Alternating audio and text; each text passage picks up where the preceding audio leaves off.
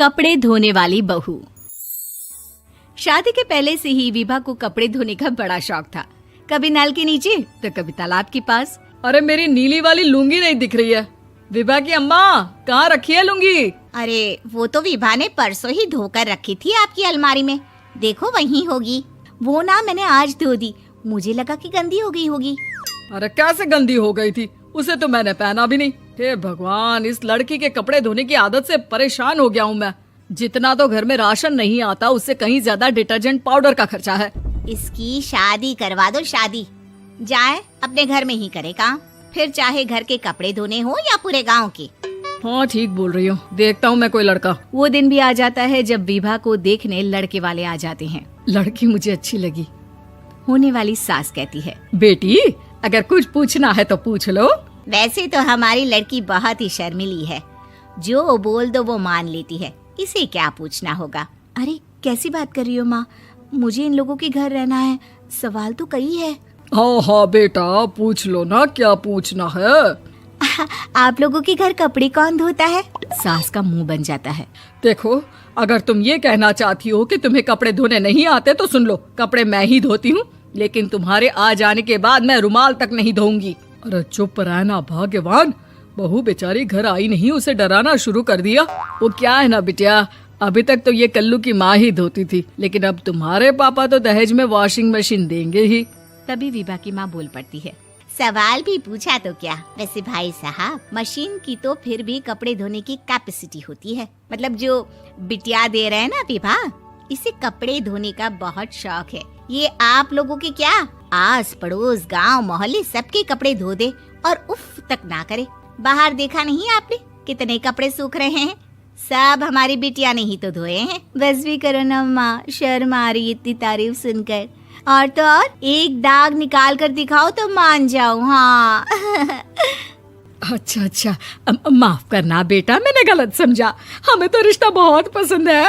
और ऐसे जुड़ जाता है रिश्ता कपड़े धोने का शौक रखने वाली विभा का। उसकी शादी हो जाती है कोयला फैक्ट्री में काम करने वाले कल्लू के साथ। शादी के बाद अचानक विभा चिल्लाती हुई सास के पास आती है। सासू माँ, अरे सासू माँ कहाँ है आप?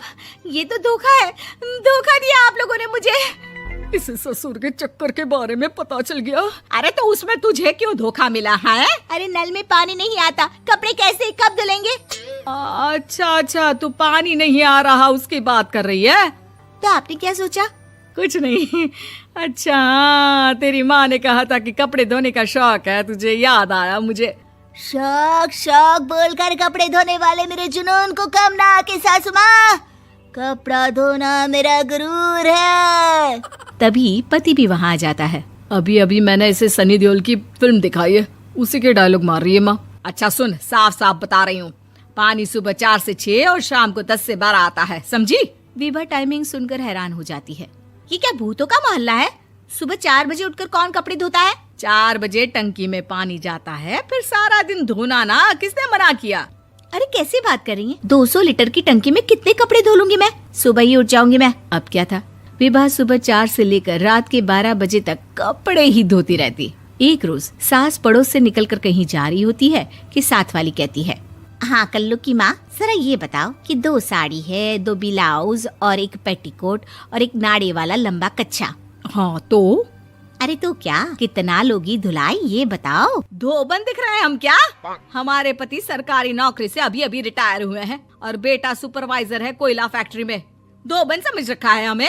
हाय रे कल्लू की अम्मा, माफ कर दो, वो तो मोहल्ले में यही सब बता रहे थे कि तुमने बहू को कपड़ा धुलवाने के काम में लगा दिया है। सास को पड़ोसन की बात सुनकर गुस्सा आ जाता है। वो घर पहुंचती है जहां घर के बाहर ही इतने सारे कपड़े सूख रहे होते हैं जितने कि किसी धोबन के घर पर। अरे ओ कल्लू की दुल्हन, बाहर निकल।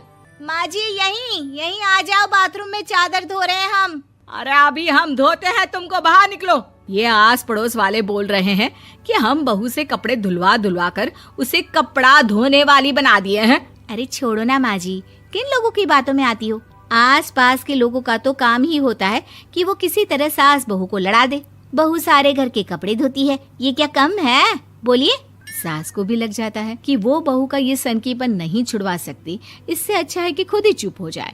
एक रोज सास और बहू मंदिर जाते हैं, जहाँ सास की साड़ी वहाँ खड़ी भीख मांगने वाली से मिलती है। माँ जी क्या बात है, आपकी साड़ी उस भिखारन से कितनी मिल रही है ना? हाँ हाँ देखो तो, दोनों की साड़ी मिल रही है। क्या बात है कल्लू की अम्मा, तुम खुद को तो अफसर की बीवी बताती हो और ऐसी सिंपल सी प्लेन साड़ी पहनकर घूमती हो। सिंपल और प्लेन नहीं है ये साड़ी। तो क्या सोने के धागे से फूल बने हैं? कुछ भी सासू माँ, कुछ भी। हाँ बने थे इस साड़ी में सोने के धागे से फूल।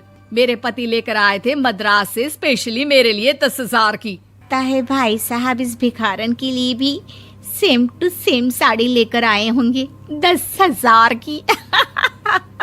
सास उस वक्त तो कुछ नहीं कहती, लेकिन बहू के साथ घर आती है और अलमारी से एल्बम निकाल कर लाती है। ये साड़ी देख रही है, ये वही साड़ी है जिसे मैंने अभी पहना था। इस साड़ी में ये जो चमकदार फूल दिख रहे हैं ना, ये सोने के धागों से काढ़े गए हैं। लेकिन तू लोकल वॉशिंग मशीन ब्रश से घिस घिस कर सारे फूलों को निकाल कर साड़ी प्लेन कर दी।